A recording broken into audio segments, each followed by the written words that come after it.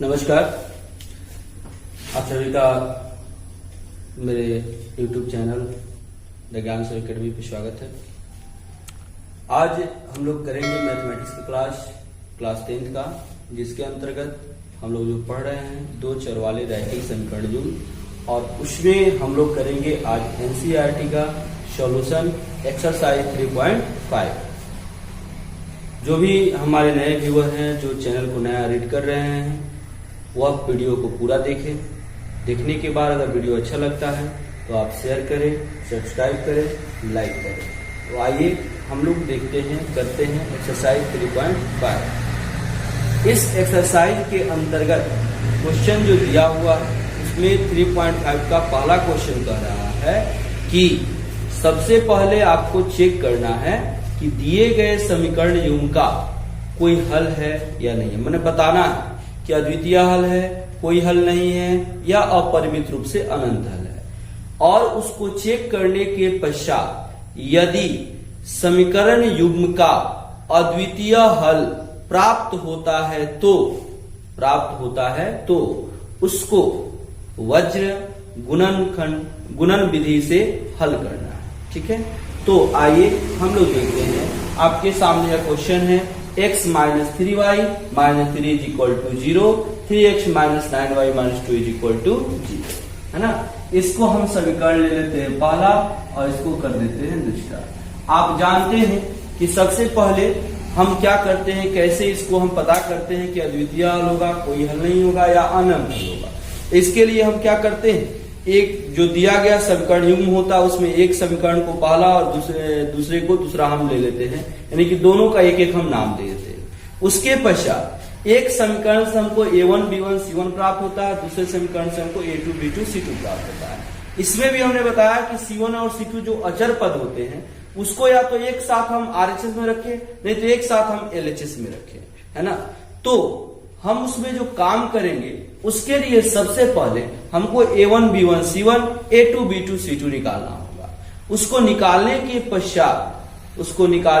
पश्चात हम क्या करते हैं, तुलना करते हैं। A1 बटा A2, B1 बटा B2 और C1 बटा C2 निकालते हैं। अब निकालने के पश्चात यदि A1 बटा A2 बराबर नहीं होता है B1 बटा B2 के, तो हल अद्वितीय होता है। इसी स्थिति में इसको क्या करना है, वज्र गुणनखंड विधि से हल करना है। और यदि A1 बटा A2 बराबर B1 बटा B2 बराबर नहीं C1 बटा C2, तब कोई हल नहीं होता है। और यदि तीनों बराबर हो गया तो अनंत हल होते हैं। तो आइए हम चेक करते हैं। सबसे पहले हम A1 B1 C1 A2 B2 C2 निकालेंगे। पहला देखिए, समीकरण 1 से क्या होगा, A1 तो पहले चर का गुणन यानी कि x का गुणांक कितना है 1, फिर B1 माइनस 3 और फिर C1 माइनस 3, फिर A2 3, B2 माइनस 9 और C2 माइनस 2। यह हो गया। अब देखिए यह समीकरण 2 से मिलेगा, यह हो गया समीकरण 2 से, है ना। अब तुलना करेंगे, यानी कि A1 बटा A2 बराबर 1 बटा B1 बटा B2 बराबर माइनस 3 बटा माइनस 3, यानी कि माइनस से माइनस 3 त्रिकाना यानी कि 1 बटा 3, और C1 बटा C1 बटा C2 माइनस 3 बटा माइनस 2, यानी कि माइनस से माइनस कैंसिल 3 बटा। यहाँ देखिए 1 बटा 3 बराबर 1 बटा 3 बराबर नहीं 3 बटा 2, यानी कि A1 बटा A2 बराबर B1 बटा B2 बराबर नहीं C1 बटा C2, यानी कि इसका कोई हल नहीं होगा इस स्थिति के अनुसार। इसलिए समीकरण युग्म का कोई हल नहीं, है ना। हल कब अद्वितीय रहेगा तभी हमको इसको वज्र गुणन से हल करना है, नहीं तो यहां पर आया अब टाइम पे यह छोड़ देंगे। अब देखिए इसका दूसरा नंबर, देखिए दूसरा जो है क्वेश्चन दिया हुआ है, इसमें फिर वही काम करेंगे। एक को दोनों को दो समीकरण मान लिए। अब यहाँ पर हम A1 B1 C1 निकालेंगे। पहला से निकलेगा A1 B1 C1, A1 का मान 2, b1 का मान 1 और c1 का मान, अब देखिए आप c1 और c2 दोनों अचर पद यहाँ पर RHS में है, इसलिए हम ऐसे ही इसको लिख सकते हैं c1 बराबर 5, a2 बराबर 3, b2 2 और c2 8, है ना। अब तुलना करते हैं, a1 बटा a2 निकालिए, क्या आएगा 2/3, b1 बटा b2 क्या आएगा 1/2। अब 2/3 बराबर नहीं है 1/2 के, इसलिए समीकरण युग्म का हल, समीकरण युग्म का हल अद्वितीय है, अद्वितीय। अब इस स्थिति में हम वज्र गुणन का प्रयोग करेंगे, है ना। ऐसे आपको हमने बताया था, जब वज्र गुणन का कंसेप्ट बताया था उस समय बताया था कि हम दो तरीके से काम कर सकते हैं। अगर एक फॉर्मूला याद नहीं होता तब भी हम काम कर सकते हैं, नहीं तो फॉर्मूला याद करके आप काम कर लीजिए, है ना। तो आगे हम लोग जब पढ़ेंगे तो इसी विधि को हम कहते हैं जिसके द्वारा हम काम करते हैं बिना फॉर्मूला का, कंसेप्ट के रूप में, ट्रिक के रूप में, तो उसको कहते हैं क्रेमर रूल कहते हैं। आगे हम लोग को पढ़ना होता है 12th क्लास में, जब हम एकदम 3 चर वाला या 2 चर वाला रैखिक समीकरण युग्म निकालते हैं या 3 समीकरण दिया रहता है तो उसके लिए हम काम करते हैं, ठीक है। तो अब अद्वितीय हल है, तो अब यहाँ पे वज्र गुणन का प्रयोग करेंगे, है ना। अब लिखेंगे वज्र गुणन विधि से क्या हो जाएगा x बटा, है ना। अब देखिए क्या होगा, x को छोड़ दिए, अब x को छोड़ दिए तो यह और यह रखेंगे, यानी क्या होगा 1 2, फिर क्या हो जाए 5 और 8, और देखिए y बटा, अब y को छोड़ दिए तो इसको रखेंगे 5 8, अब इसके बाद कोई नहीं है तो 2 3। अब थोड़ा ध्यान देना है, यहां पर जैसे हमने कॉन्सेप्ट बताया था कि यहां पर 1 रखते हैं, है ना। 1 कब रखते हैं सो देखिए a1 x plus b1 y plus c1 बराबर 0, a2 x plus b2 y plus c2 बराबर 0। यहां पर हम 1 तब रखते हैं जब आपका अचर पद आपका रहता है LHS में, तब इस अचर पद के साथ कॉमन जो फैक्टर होता है, गुणांक होता है, वह 1 होता है, इसलिए हम इसको रखते हैं, है ना।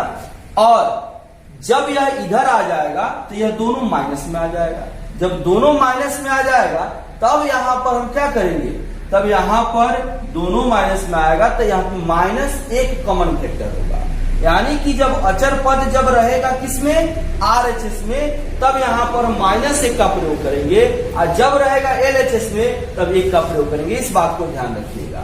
अभी यह देखिए अचर पद किधर है RHS में, तो अब यहां पर हम क्या लेंगे -1।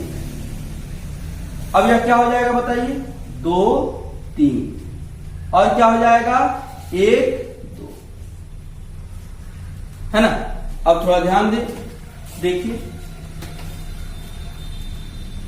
x बाई क्रॉस मल्टीप्लीकेशन करेंगे 1 से 8 में 8 होगा, माइनस 2 से 5 में 2 बचे 10, फिर बराबर y बटा, फिर देखिए 5 से 3 में करेंगे 5 या 15, घटा 8 दूना 16 बराबर -1 बटा 2 दूना 4 घटा 3 हो गया। अब देखिए x बटा 8 में से 10 जाएगा तो एगो प्लस एगो माइनस तो घटा देंगे, बड़ा में से छोटा को, बड़ा कौन 10, छोटा कौन 8, 10 में से 8 जाएगा 2, चिन्ह किसका बड़ा का, बराबर y बटा 15 घटाओ 16 हो गया। अब यहाँ पे बड़ा कौन 16, छोटा कौन 15, 16 में से 15 जाएगा 1, चिन्ह हो गया माइनस, बराबर -1 बटा 1, ठीक है। अब इसको इसके बराबर कर देंगे, x बटा -2 बराबर -1 बटा 1 यानी कि -1, यह भाग में जाएगा तो गुना में, तो x बराबर -1 गुना -2 यानी कितना हो गया 2, यह हो गया x का मान, ठीक है। फिर देखिए यदि अब y वाले को बराबर कर लीजिए, y बटा -1 बराबर -1 यहां भाग में जाएगा तो गुना में y बराबर -1 गुना 1, -1 क्या हो जाएगा 1 हो जाएगा, तो x का मान 2 हो गया, y का मान 1 हो गया। तो ऐसे हम इसको निकाल सकते हैं। अब देखेंगे इसके बाद तीसरा नंबर क्वेश्चन। अब देखिए तीसरा नंबर क्वेश्चन यह है, फिर वही काम करेंगे, या 1 कर दिए या 2 कर दिए। A1 B1 C1 A2 B2 C2। A1 बराबर क्या होगा 3, B1 बराबर क्या होगा -5 और C1 बराबर क्या होगा 20। फिर A2 बराबर क्या होगा 6, B2 बराबर क्या होगा -10 और C2 बराबर क्या होगा 40। ठीक है, निकालें। A1 बटा A2 बराबर 3 बटा 6, क्या हो जाएगा 1 बटा। फिर देखिए B1 बटा B2 -5 बटा -10, तो 5 गुना 10 से अभी कितना हो जाएगा 1 बटा 2। फिर C1 बटा C2 बराबर 20 बटा 40, यह हो जाएगा 1 बटा 2, है ना। यानी कि 1 बटा 2 बराबर 1 बटा 2 बराबर 1 बटा 2, यानी कि A1 बटा A2 बराबर B1 बटा B2 और बराबर C1 बटा C2, है ना। यह तीनों बराबर है, इसलिए समीकरण युग्म के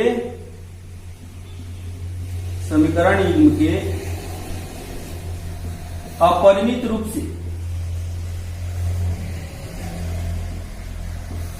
अनंत हल है, अनंत हल है ना। तो अद्वितीय हल रहता तब इसमें वज्रगुणन का प्रयोग करते, अनंत हल है तो इसमें वज्रगुणन का प्रयोग नहीं करेंगे। अब देखिए इसका चौथा नंबर क्वेश्चन। अब देखिए चौथा, अब यहां पर यह समीकरण दिया हुआ है, इसको भी हम 1 और 2 कर लिए। A1 B1 C1 A2 B2 C2 निकाल लीजिए पहले समीकरण 1 से। A1 बराबर x का गुणांक 1, B1 बराबर y का गुणांक -3 और C1 बराबर -7।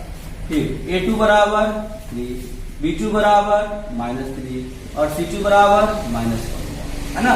अब निकालें, यानी कि A1 बटा A2 1 बटा 3, B1 बटा B2 -3 बटा 3 -3 माइनस माइनस कैंसिल, 3 से 3 कैंसिल 1 हो जाएगा। C1 बटा C2 -7 बटा -15 माइनस माइनस कैंसिल 7 बटा 15। ठीक, A1 बटा A2 1 बटा 3, B1 बटा B2 1 बराबर नहीं है, यानी कि A1 बटा A2 बराबर नहीं B1 बटा B2, इसलिए समीकरण युग्म का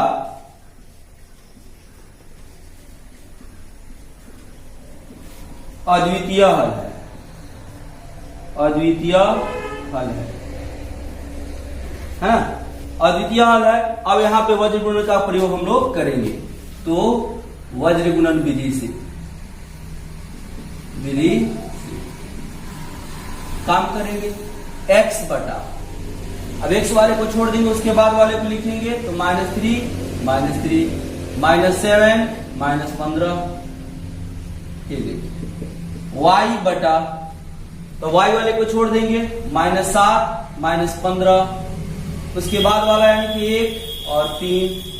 फिर देखिए यह अचर पद किधर है, आपको RHS में है ना, LHS में है नहीं। LHS में अगर आता तो क्या करते हम, चलिए LHS में है, RHS में अगर आता तो -1 लेते। अब इधर बाएं साइड में यानी कि LHS में है, तो हम क्या लेंगे 1, यानी कि व्यापक रूप के क्रम में दिया हुआ है।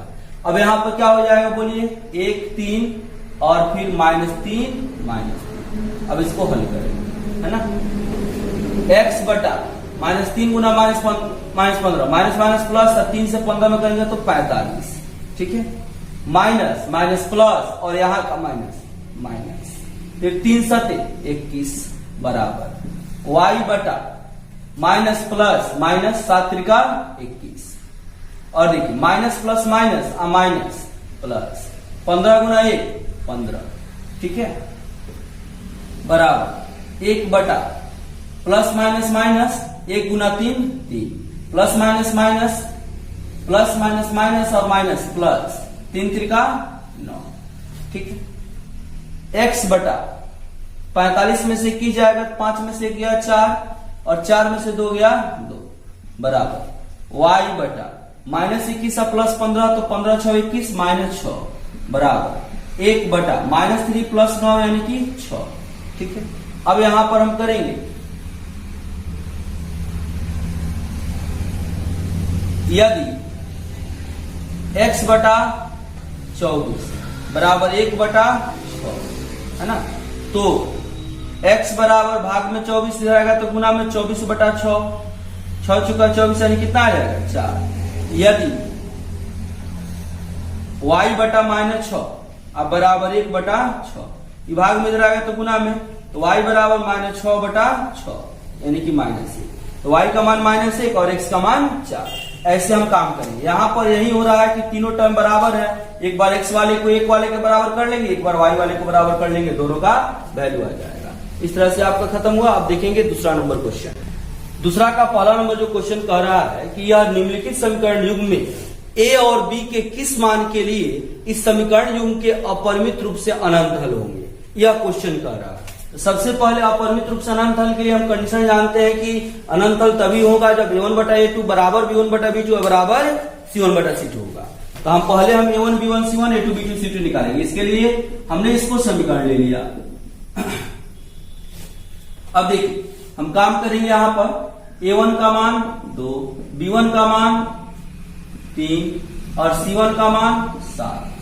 फिर a2 का मान a - b, b2 का मान a + b और c2 का मान 3a + b - 2, है ना। यह हो गया। अब अपरिमित रूप से अनंत हल के लिए, अपरिमित रूप से अनंत हल के लिए, अनंत हल के लिए, ठीक है, क्या होता है a1/a2 बराबर b1/b2 बराबर c1/c2। a1 का मान बोलिए 2, a2 का मान a - b, b1 का मान 3, b2 का मान a + b, c1 का मान 7 और c2 का मान 3a + b - 2। ठीक है। अब इसमें से हम कोई दो को बराबर कर, दो भिन्न को बराबर कर लेंगे। और दो भिन्न को बराबर करेंगे तो दो चर वाला दो रैखिक समीकरण मिलेगा a और b के रूप में, जिसको हल कर लेंगे तो a और b का मान आ जाएगा। अब देखिए यदि 2/a - b बराबर 3/a + b हम ले लेते हैं, है ना। अब इसको सॉल्व किया, भाग में इधर आएगा तो गुना में 2 से गुना करेंगे तो 2a + 2b बराबर, इधर आएगा तो 3a - 3b, इसको इधर कर दे तब क्या हो जाएगा 2a + 2b - 3a + 3b बराबर 0। अब क्या हो जाएगा 2a - 3 यानी कि -a, 2b + 3b यानी कि +5b बराबर 0। इसको एक समीकरण मान लेते हैं, समीकरण नंबर 3। और देखिए यदि फिर से एक बार दो भिन्न को बराबर कर लीजिए, 2/a - b बराबर 7/3a + b - 2। यह भाग में इधर आएगा तो गुना में 2 × 3 = 6a + 2b - 4 बराबर 7a - 7b, 7a - 7b। अब इसको इधर लाएं, क्या हो जाएगा 6a + 2b - 4 - 7a + 7b बराबर 0। अब देखिए यहां 6a - 7a तो -a हो जाएगा, और यहां पर 2b और 7b कितना हो गया 9b और -4 बराबर 0। इसको कर दिए 4। अब देखिए यहां पर भी a है, यहां पर भी a है, दोनों का चिन्ह समान है, एक में से दूसरे को घटा देंगे तो a वाला गायब हो जाएगा।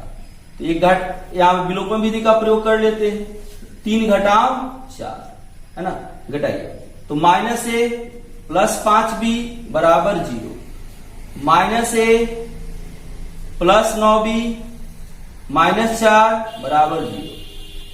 घटाएंगे तो यह प्लस, यह माइनस, यह प्लस, यह कैंसिल हो गया, यह भी एगो प्लस एगो माइनस घटा देंगे बड़ा में छोटा को, 9b से 5 भी जाएगा तो कितना भी हो गया 4b, चिन्ह हो गया माइनस, आई +4 बराबर 0, +4 इधर आएगा तो -4, तो -4b बराबर -4। तो b बराबर क्या हो जाएगा, तो b बराबर -4/-4 कैंसिल हो जाएगा तो 1। b का मान आ गया। अब b का मान उठा करके किस समीकरण में रख देंगे, समीकरण 3 में रख देते हैं। तो समीकरण 3 से क्या होगा -a जोड़ 5 गुना b की जगह पर कितना 1 बराबर 0, -a + 5 बराबर 0, माइनस ए बराबर -5, ए बराबर कितना हो जाएगा 5, ए का मान 5 और बी का मान 1, ए और बी का मान हम प्राप्त कर लिए। यानी कि इसी ए और बी के मान के लिए इस दिए गए रैखिक समीकरण युग्म का अपरिमित रूप से अनंत हल होगा। अब इसके बाद अगला क्वेश्चन देखना है हम लोग को, जिसमें कोई हल नहीं के लिए हमको के का मान ज्ञात करना है। तो आइए देखते हैं दूसरा नंबर पर। इसमें कह रहा है कि यह जो दिया गया समीकरण युग्म है, इसमें के किस मान के लिए इसका कोई हल नहीं होगा, है ना। अब इसको हम काम करेंगे, फिर वहीं इसका कंडीशन अप्लाई करेंगे। इसको 1 कर दिए, इसको 2 कर दिए। A1 B1 C1 A2 B2 C2 निकालेंगे। A1 का मान 3, B1 का मान 1 और C1 का मान 1, फिर A2 का मान 2k -1, फिर B2 का मान k -1 और C2 का मान 2k +1। ठीक है, यह चूंकि अचर पद दोनों एक ही तरफ है, यानी कि RHS में है। अब देखिए के का मान निकाला हमको किसके लिए, कोई हल नहीं के लिए, है ना। हम जानते हैं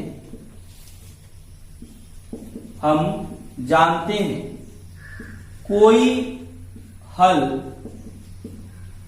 नहीं के लिए क्या होगा, A1 बटा A2 बराबर B1 बटा B2 बराबर नहीं C1 बटा C2, बराबर नहीं C1 बटा C2। ठीक है, अब यहां पे हम काम करेंगे। अब बोलिए A1 का मान हो गया 3 बटा 2k -1 बराबर B1 का मान हो गया 1, B2 का मान हो गया k -1 बराबर नहीं C1 का मान हो गया 1, C2 का मान हो गया 2k +1। अब यहाँ पे k का मान निकालना है, जो 2 बराबर है इसी को बराबर कर लेते हैं। तो यदि 3 बटा 2k -1 बराबर 1 बटा k -1, अब देखिए यह भाग में ले जाएगा गुना में, यह भाग में रहेगा तो गुना में, क्या हो जाएगा 3 में k -1 से गुना हो जाएगा और फिर 1 में 2k -1 से गुना हो जाएगा, है ना। ये हो गया 3k -3, यह हो गया 2k -1, 2k को इधर करिए 3 को इधर करिए, 3k -2k बराबर -1 + 3, यानी कि 3k में से 2k जाएगा तो 1k, -1 + 3 यानी कि 3 में से 1 जाएगा 2, यानी कि k का मान 2 हो गया। यानी कि k बराबर 2 के लिए इस समीकरण युग्म का कोई हल नहीं होगा, है ना। यह आपका k का मान हो गया, जिसके लिए समीकरण युग्म का कोई हल नहीं होगा। अब देखते हैं हम क्वेश्चन नंबर 3। देखिए इस क्वेश्चन में क्वेश्चन कह रहा है कि अब प्रतिस्थापन विधि से और व्रज गुणन विधि से इसको हल करना है, और हल करने के पश्चात आपको बताना है कि आपको कौन सा विधि ज्यादा उपयुक्त लगा है। अगर आपको कोई क्वेश्चन दे दिया जाए तो आप अपने अनुसार कौन से विधि से आप उसको हल कीजिएगा। उपयुक्त का मतलब है कि आपके अनुकूल कौन सा विधि है जिससे आप आसानी से करना चाहेंगे उस काम को, है ना। तो देखते हैं पहले प्रतिस्थापन विधि से, है ना। तो समीकरण 1 से प्रतिस्थापन विधि में हम लोग क्या जानते हैं, तो किसी एक समीकरण से किसी एक चर का मान हम ज्ञात करते हैं, पुनः उसको दूसरे समीकरण में ले जाकर के रख देते हैं और हल करने के पश्चात वहां पे चर का मान ज्ञात करते हैं। अब देखिए समीकरण 1 से 8x + 5y बराबर 9, तो 8x बराबर क्या हो जाएगा 9 - 5y, तो x बराबर क्या होगा 9 - 5y अब बटा 8। इसको करिए समीकरण नंबर 3। अब क्या करेंगे, इस x का मान हम रख देंगे समीकरण 2 में। अब x का मान 2 में रखने पर रखेंगे क्या होगा, 3 हो गया, x की जगह पर आ जाएगा 9 - 5y और बटा 8, फिर हो गया +2y अब बराबर 4। अब देखिए क्या करें, 3 से गुना करें 3 9 27 -3 बचे 15y बटा हो गया 8 प्लस हो गया 2y बराबर हो गया 4। अब देखिए अब 8 यहाँ पे लघुत्तम हो जाएगा, है ना। तो 8 लघुत्तम हो गया, तो 8 को लघुत्तम ले लीजिए, तो ऊपर 8 60 भाग में 1 से गुना करेंगे तो 27 -15y प्लस 1 से 8 भाग देंगे 8 गुना 16y अब बराबर कितना हो गया 4, है ना। अब यह भाग में इधर आएगा तो गुना में क्या लिखेंगे 27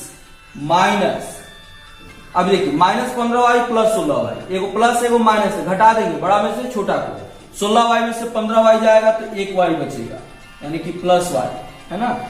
और यह भाग में इधर आएगा तो गुना में, यानी कि 27 प्लस y बराबर 32, है ना। तो y बराबर क्या हो जाएगा 32 माइनस 27, कितना हो गया 5। यह y का मान आ गया। अब y के मान को समीकरण 3 में रख देंगे, तो y का मान 3 में रखने पर रखेंगे तो x बराबर क्या हो जाएगा 9 माइनस 5 गुना, और हो गया 5 तो हो गया, y की जगह पर रख देंगे 5 बटा 8, तो 9 माइनस 50 25 बटा 8, तो 9 माइनस 25 यानी कि ये माइनस है वो प्लस से घटा देंगे, 25 में से 9 जाएगा तो माइनस 16 बटा 8, तो कितना हो गया -2। x का मान -2 और y का मान 5 हो गया। अब इसी को बनाना है किसके द्वारा, तो व्रज गुणन विधि के द्वारा, और आपको बताना है कि इन दोनों में से आसान कौन है। अब देखिए व्रज गुणन विधि, अब यहां पर x बटा, तो x वाले को छोड़ देंगे, y वाले को लिखेंगे, अचर पद को लिखेंगे, यानी क्या लिखेंगे 5 2, फिर क्या लिखेंगे 9 4, और देखिए y बटा, तो y वाले को छोड़ देंगे, उसके बाद लिखेंगे अचर पद, यानी कि 9 4, और फिर उसके बाद 8 3।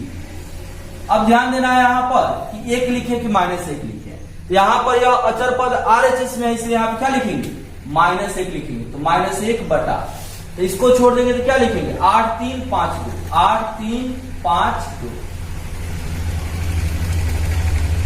अब इसको सॉल्व करें, है ना।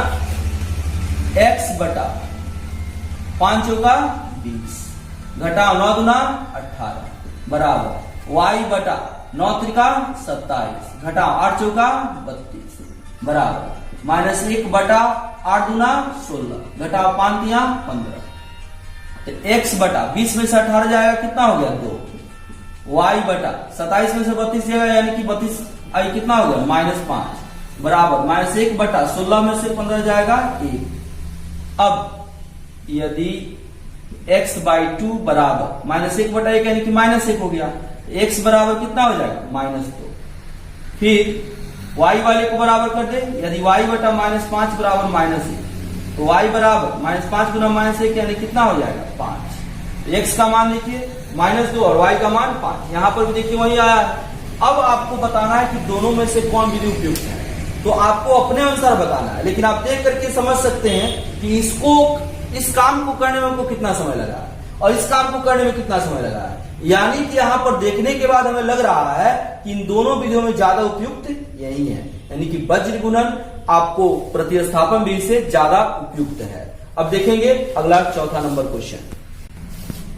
चौथा क्वेश्चन है, इसमें आपको शाब्दिक क्वेश्चन है, इसको समझना है, समझ करके उसके अनुसार काम करना है। यानी कि इसमें करना है कि निम्न समस्याओं में रैखिक समीकरणों को युग बनाना है, यानी कि पहले समीकरण जो आपको शब्द दिया है उसके द्वारा आपको समीकरण बनाना है, 2 समीकरण मिलेगा, उसके पश्चात उनके हल यदि संभव हो तो किसी बीजगणितीय विधि से ज्ञात करें। यानी कि यहाँ पर यह नहीं कह रहा है कि किस विधि से आपको ज्ञात करना है।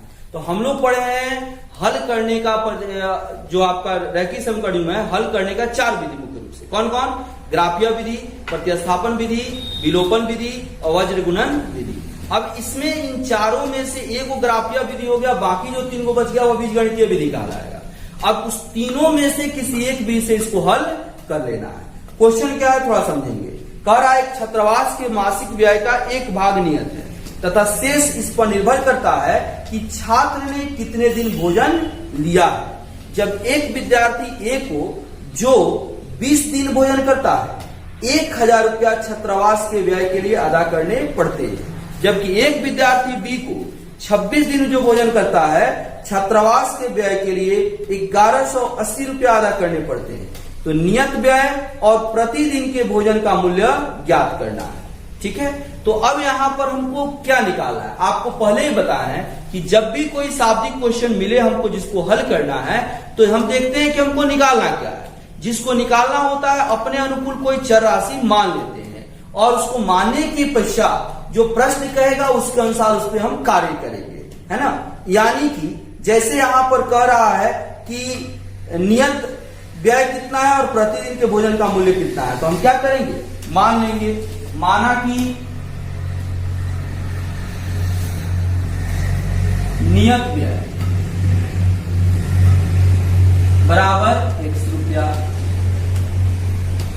प्रतिदिन के भोजन के लिए व्यय बराबर y रुपया, है ना। अब ए के कह रहा है विद्यार्थी ए के लिए जो 20 दिन भोजन करता है ना। अब ए के लिए 20 दिन के भोजन हेतु व्यय बराबर 1000। तो यह 20 दिन के भोजन का मतलब क्या हो गया, नियत व्यय के अलावे प्रत्येक दिन भोजन का व्यय लग रहा है ना। तो नियत व्यय प्लस 20 दिन के भोजन का व्यय बराबर 1000।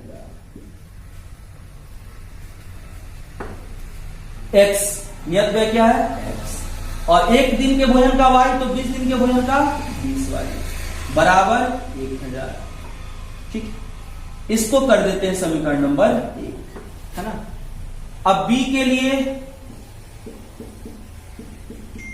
26 दिन के भोजन का व्यय, 26 दिन के भोजन का व्यय यह है 1180। अब देखिए, तो नियत व्यय प्लस 26 दिन के भोजन का व्यय बराबर 1180, है ना। अब देखिए यहां पे नियत व्यय कितना है, x, और 26 दिन के भोजन का क्या हो गया, 26y बराबर कितना हो गया, 1180। यह हो गया दूसरा समीकरण, है ना। अब ध्यान दीजिए यहां पर, अब यहां पे कह रहा है कि किसी भी गणितीय विधि से इसको हल कर देना है, यानी कि हमको यहां पे नहीं कह रहा है किसी भी हल करना है, तो आपको जो अच्छा लगे कर सकते हैं। देखिए हम यहां पे हल करते हैं विलोपन विधि से। यहां पे x है, एगो x है, यहां पर भी एगो समान है, चिन्ह भी समान है। अब यह हटा देंगे, कैसे घटा देंगे, बस हट जाएगा। तो समीकरण 1 घटाओ समीकरण घटाइए, x प्लस 20y बराबर 1000, और क्या हो जाएगा, x प्लस 26y अब बराबर 1180, है ना। तो क्या हो जाएगा बोलिए, घटाएंगे तो यह माइनस, यह माइनस, यह माइनस, इससे यह कैंसिल। यह क्या हो जाएगा, एगो 20y, एगो 26y, एगो प्लस में, एगो माइनस में, तो घटा देंगे बड़ा में छोटा को, 26 में से 20y जाएगा तो माइनस 6y बराबर, यहां घटाएंगे तो एगो 1000, एगो 1180, एगो प्लस, एगो माइनस, तो बड़ा में छोटा घटा देंगे तो 1180 में से 1000 जाएगा तो माइनस 180। अब y बराबर क्या हो जाएगा, माइनस 180 अब बटा माइनस 6। ठीक है, अब माइनस से माइनस कैंसिल, 6 से 180 कट जाएगा, ये कितना हो जाएगा, 30। यह हो जाएगा 30, है ना। तो यह y का मान 30 आ गया, यानी कि प्रतिदिन के भोजन का खर्च देना है कितना, 30 रुपया, है ना। अब x का मान निकालना है तो समीकरण 1 से या 2 से निकाल लीजिए। तो समीकरण 1 से क्या हो जाएगा, समीकरण 1 में क्या है देखिए, x प्लस 20y बराबर 1000। तो x प्लस 20 गुना 30 बराबर 1000। तो अब x प्लस 20 में 30 से गुना करेंगे 600 अब बराबर 1000। x बराबर 1000 में 600 घटा देंगे तो कितना हो जाएगा, 400। यानी कि 400 रुपया क्या हो गया, नियत व्यय हो गया। कितना सबको देना हो, चाहे एक दिन खाए चाहे 2 दिन खाए, इतना आपको देना है ना। यह हो गया, इस तरह से आपका यह क्वेश्चन क्लियर हो गया। अब देखेंगे अगला क्वेश्चन। देखिए दूसरा नंबर जो क्वेश्चन है वह कह रहा है कि एक भिन्न 1/3 हो जाता है जब उसके अंश से 1 घटाया जाता है, और वह 1/4 हो जाता है जब हर में 8 जोड़ा जाता है। तो भिन्न ज्ञात करना है ना। यानी कि अब भिन्न को ज्ञात करने के लिए भिन्न में क्या होता है, एक अंश होता है और एक हर होता है। इसके लिए हमको काम करना होता है ना, तो हम कर सकते हैं इसके लिए। तो अब यहाँ पर 5 क्वेश्चन है, 4 नंबर क्वेश्चन हम बना रहे हैं, 4 का या 2 नंबर है, इससे 5 क्वेश्चन है। आपको बीजगणितीय विधि से हल करना है। अगर आपको समीकरण दे दिया जाए तो आप किसी बीजगणितीय विधि का प्रयोग करके इसे हल कर सकते हैं। तो हम सिर्फ समीकरण बना दे रहे हैं, आप जिस विधि से चाहें उसको विधि से हल कर सकते हैं। अगर हल करने के बाद किसी क्वेश्चन में परेशानी होता है तो आप कमेंट में उसको डाल देंगे, उसको हम बना करके डाल देंगे, आपके पास भेज देंगे, है ना। तो आइए हम देखते हैं क्वेश्चन नंबर 2। अब इसमें हमको क्या मानना होगा, अंश मानना होगा और हर मानना होगा। तो हम लिखेंगे यहां पर माना कि भिन्न का अंश बराबर x तथा हर बराबर y, इसलिए भिन्न बराबर x/y। प्रश्न से क्या होगा, कह रहा है कि अंश से 1 घटाया जाता है ना, तो वह भिन्न कितना हो जाता है, 1/3। यानी कि अंश में से हम 1 घटा दें तो भिन्न कितना हो जाएगा, 1/3 हो जाएगा। 3 भाग में जाएगा गुना में, या भाग में जाएगा गुना में, कितना हो जाएगा 3x - 3 बराबर y, है ना। ये क्या हो जाएगा 3x - y - 3 बराबर 0। यह आपका एक इक्वेशन हो गया, है ना। और देखिए पुनः कह रहा है कि हर में 8 जोड़ दिया जाता है तो भिन्न कितना हो जाता है, 1/4। यानी कि अंश में कोई परिवर्तन नहीं, हर में क्या किया गया, 8 जोड़ दिया गया, तो अब भिन्न हो जाएगा 1/4। 4 भाग में जाएगा गुना में 4x, यह भाग में जाएगा गुना में तो गुना हो जाएगा y + 8। अभी कितना हो जाएगा 4x - y - 8 बराबर 0। यह हो गया समीकरण नंबर 2, है ना। अब यहां पर देखिए, यहां जो आपका हुआ यह समीकरण और यह समीकरण, यहां से किसी भी आप बीजगणितीय विधि का प्रयोग करके यहां पे x और y का मान निकाल सकते हैं। उस x y को यहां पर रख दीजिएगा तो वह भिन्न दे देगा। अब देखेंगे इसका दूसरा नंबर क्वेश्चन, है ना, तीसरा नंबर देखेंगे कि तीसरा नंबर में क्या है। अब देखिए जो इसका तीसरा नंबर क्वेश्चन में कह रहा है कि यश ने एक टेस्ट में 40 अंक अर्जित किया, 40 अंक प्राप्त किया, जब उसे प्रत्येक सही उत्तर पर 3 अंक मिले। प्रत्येक सही उत्तर पर कितना मिला, 3 अंक मिला, और प्रत्येक अशुद्ध उत्तर पे, प्रत्येक गलत उत्तर पे उसे 1 अंक का कटौती किया गया, 1 अंक उसका कट गया, है ना। तो उसे सही उत्तर पर, यदि उसे सही उत्तर पर 4 अंक मिलता तथा अशुद्ध उत्तर पर 2 अंक मिलता, तो 2 अंक कटता, तो यश को 50 अंक अर्जित करता। तो टेस्ट में कितने प्रश्न थे। अब देखिए आप टेस्ट में प्रश्न कोई हल करता है तो उस प्रश्न का जवाब या तो उसका सही होता है, नहीं तो गलत होता है। यहां पे प्रश्न घट बढ़ नहीं रहा, प्रश्न वही है। जो नंबर मिल रहा है सही जवाब देने पर और गलत जवाब देने पर, उस नंबर में घट बढ़ रहा है। तो हम क्या करेंगे, तो सही उत्तर वाले प्रश्न और गलत उत्तर वाले प्रश्न को मान लेंगे, है ना, और उसके अकॉर्डिंग हम काम करेंगे। तो हमारा काम क्या होगा, माना कि सही उत्तर वाले प्रश्नों की संख्या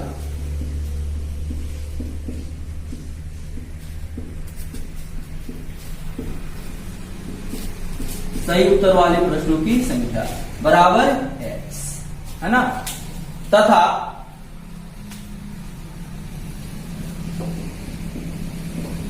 गलत उत्तर वाले प्रश्नों की संख्या बराबर y, है ना। तो कुल प्रश्न इन दोनों को जोड़ देंगे तो मिलेगा। अब प्रश्न से देखिए क्या कह रहा है। प्रश्न कह रहा है कि पहला क्रिया में 40 अंक उसे प्राप्त किया कब? यदि सही उत्तर तो उसे 3 अंक मिलेगा, तो +3 अंक मिलेगा तो +3 गुना बढ़ जाएगा, और अशुद्ध उत्तर पे 1 अंक कट गया, यानी कि -1, यानी कि अंक घट गया माइनस, है ना। तो अब देखिए यहां पर प्रश्न से क्या कह रहा है, यहां पे कह रहा है कि 40 अंक से मिला जब सही उत्तर पर 3 अंक मिला, और अशुद्ध उत्तर पे 1 अंक कट गया, है ना। अब यदि सही उत्तर वाले प्रश्नों की संख्या कितनी है? 3 है, x है, और इस पर 3 अंक मिलेगा, एक प्रश्न पे 3 अंक मिलेगा, तो x प्रश्न में कितना अंक मिलेगा? 3x। कितना हो जाएगा? 3x। अगर एक प्रश्न पे -1 अंक कट रहा है तो y प्रश्न में कितना अंक कटेगा? -y, और कुल मिलाकर कितना अंक हो गया? 40। यह आपका पहला इक्वेशन हो गया, है ना। पुनः प्रश्न से दोबारा क्या कह रहा है कि सही उत्तर पर 4 अंक मिलता और अशुद्ध उत्तर पर 2 अंक कटता, तब 50 नंबर मिलता। तो सही उत्तर पर 4 अंक मिलेगा तो एक प्रश्न पर 4 मिलेगा, तो x को प्रश्न पर कितना मिलेगा? 4x। गलत उत्तर पे 2 अंक कटेगा, यानी कि -2 होगा, तो y प्रश्न है तो कितना हो जाएगा? -2y। बराबर कितना हो गया? 50। अब यहां हम 2 कॉमन ले लेंगे, तो 2x - y और बराबर 50। 2x - y बराबर 50। यह हो गया समीकरण नंबर 2। अब यहां से सीधे हल कर सकते हैं, 1 में से 2 को घटा देगा तो y वाला कैंसिल हो जाएगा, 3x में से 2x जाएगा, 1 x हो जाएगा, 40 - 25 15 हो जाएगा, है ना। x बराबर 15, यानी कि सही उत्तर वाले प्रश्नों की संख्या कितनी हो जाएगी? 15। अब x का मान रख दीजिएगा तो y का मान मिल जाएगा, सिंपल सी बात है ना। अब देखेंगे चौथा नंबर क्वेश्चन। देखिए चौथा का चौथा जो क्वेश्चन है, इसमें कह रहा है कि एक राजमार्ग पर 2 स्थान है ना, ए और बी, जिसके बीच की दूरी कितनी है? 100 किलोमीटर है। अब थोड़ा ध्यान देंगे यहाँ पे, जो क्वेश्चन कह रहा है उसके अनुसार से पहले पूरा क्वेश्चन हम लोग देखते हैं, है ना। दोनों स्थानों के बीच की दूरी 100 किलोमीटर है। एक ही समय पर एक कार ए से और दूसरी कार बी से चलना शुरू करती है। यदि दोनों कारें नियत चाल से, यानी कि चाल में कोई परिवर्तन नहीं है ना, नियत चाल से एक ही ओर चलना प्रारंभ करती है, तो वे 5 घंटे, देखिए चाल नियत है दोनों का। अब ऐसा नहीं है कि दोनों का चाल बराबर है, नियत मतलब एक समान चाल से चल रही है ना। ऐसा नहीं है कि दोनों 30 से चल रही है, दोनों 50 से चल रही है, एक कम है और एक ज्यादा है, लेकिन चाल नियत है, कांस्टेंट है, उसमें बदलाव नहीं हो रहा है ना। एक ही ओर चलना प्रारंभ करती है, तो वे 5 घंटे में एक दूसरे से मिलती है ना। लेकिन अब इसमें देखिए एक लाइन छूट गया, उसको हम लोग कर लेंगे, क्वेश्चन में लिख लेंगे। लेकिन यदि वह एक दूसरे की ओर चलती है, एक दूसरे के विपरीत दिशा में चलती है, तो 1 घंटे मिलती है, नहीं दिया गया है, इसको नोट कर लेंगे। तो दोनों कारों की चाल ज्ञात करनी है। अब देखिए 2 स्थान हो गया, एक ए हो गया और एक बी हो गया। एक कार जो है, दोनों के बीच का दूरी जो है वह 100 किलोमीटर है ना। एक कार ए से चलना प्रारंभ करती है,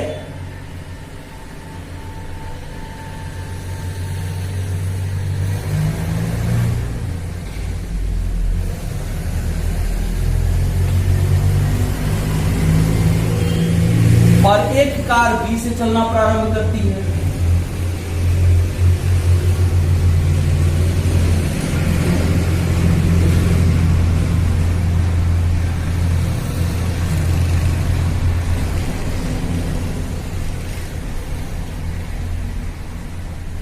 है ना।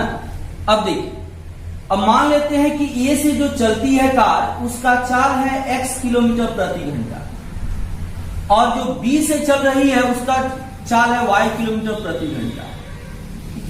x किलोमीटर प्रति घंटा का मतलब है 1 घंटा में वह x किलोमीटर चलती है, और यह 1 घंटा में y किलोमीटर चलती है। दोनों चल करके 5 घंटे के बाद, मतलब एक ही दिशा में अगर चल रही है दोनों कार, है ना, तो दोनों 5 घंटे पर एक दूसरे जाकर के मिलती है ना।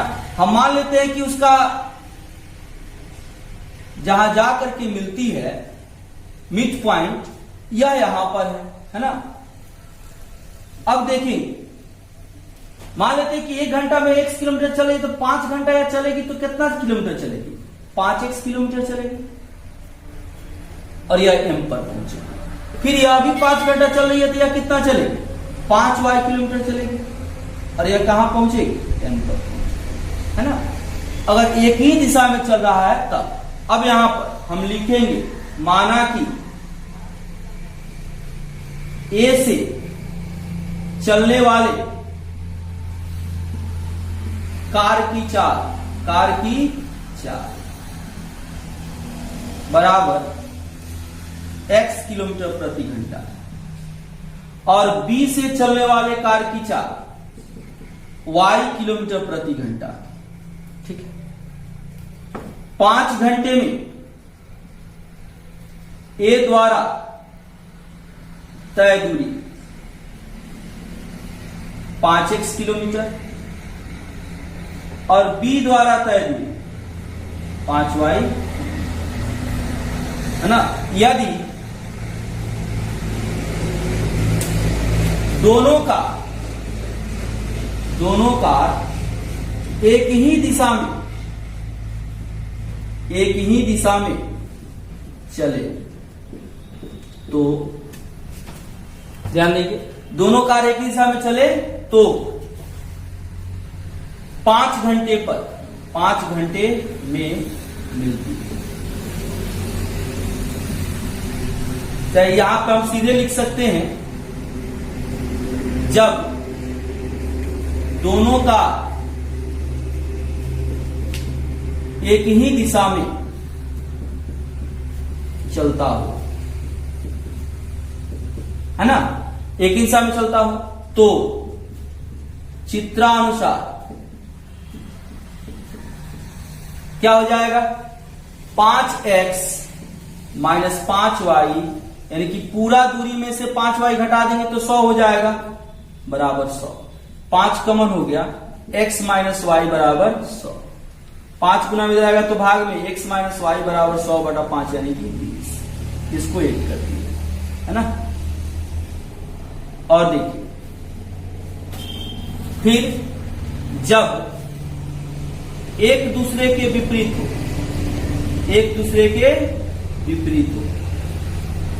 अब थोड़ा समझिए, जब विपरीत चलेगा यानी कि इधर से या इधर की ओर चला और इधर से या इधर की ओर चला, तो 1 घंटे के बाद दोनों मिल जाता है। तो 1 घंटा में यह x चलेगा और यह y चलेगा, तो दोनों मिलकर के कितना चला? x plus y. अब वह किसके बराबर? 100 के। तो क्या हो जाएगा बोलिए? x प्लस वाई बराबर 100। अब देखिए, यहां पर एक इक्वेशन हो गया, एक इक्वेशन यह हो जाएगा। अब दोनों को जोड़ दीजिए, y से y कैंसिल, 2x बराबर 120, तो x बराबर 60, x का मान आ जाएगा, फिर x का मान रखेंगे, y का मान 40 आ जाएगा, है ना। यानी कि ऐसे हम दोनों का चाल निकाल सकते हैं, दोनों जो समीकरण आया है उसके द्वारा, है ना। अब देखेंगे हम इसका 5वां नंबर क्वेश्चन। देखिए 5वां नंबर क्वेश्चन में क्या है, तो यह आयत के क्षेत्रफल से संबंधित, आयत में लंबाई और चौड़ाई होता है। तो देखिए यहाँ पे क्या कर रहा है, एक आयत का क्षेत्रफल 9 वर्ग इकाई कम हो जाता है यदि उसकी लंबाई 5 इकाई कम कर दी जाती है और चौड़ाई 3 इकाई बढ़ा दी जाती है। लंबाई 5 कम कर दे और चौड़ाई 3 बढ़ा दे तो क्षेत्रफल में 9 इकाई कम हो जाता है। फिर कह रहा है कि यदि लंबाई को 3 इकाई और चौड़ाई को 2 इकाई बढ़ा दे तो क्षेत्रफल 67 इकाई बढ़ जाता है। तब यहाँ पर हम क्या करना है, आयत का बीमा कहेंगे। आयत का बीमा निकालने का मतलब है कि लंबाई और चौड़ाई निकालना है। वही काम करेंगे, माना कि आयत की लंबाई बराबर x इकाई और चौड़ाई बराबर y इकाई, इसलिए क्षेत्रफल बराबर xy वर्ग इकाई, है ना। यह हो गया। अब देखिए अब यहां पर हम क्या करेंगे, लंबाई चौड़ाई और क्षेत्रफल हो गया, तो यहां पर हम लिखेंगे प्रश्नानुसार। देखिए क्या कह रहा है, क्या कह रहा है प्रश्न में कि लंबाई में 5 इकाई कम कर दें और चौड़ाई में 3 इकाई बढ़ा दें। यानी कि लंबाई में 5 कम कर दें, चौड़ाई में 3 बढ़ा दें, तो क्षेत्रफल में लंबाई 5 कम कर दिए, चौड़ाई 3 बढ़ा दिए, तो क्षेत्रफल में 9 कम हो जाएगा। तो क्षेत्रफल में 9 कम हो जाएगा, यानी कि लंबाई है x माइनस 5, चौड़ाई y प्लस 3 बराबर हो गया xy माइनस 9। x से गुणा करेंगे तो xy plus 3x minus 5y minus 15 बराबर xy माइनस 9। xy से xy कैंसिल, है ना। 3x minus 5y minus 15 plus 9 बराबर 0। ये हो गया 3x माइनस 5y माइनस 6 बराबर 0। यह हो गया,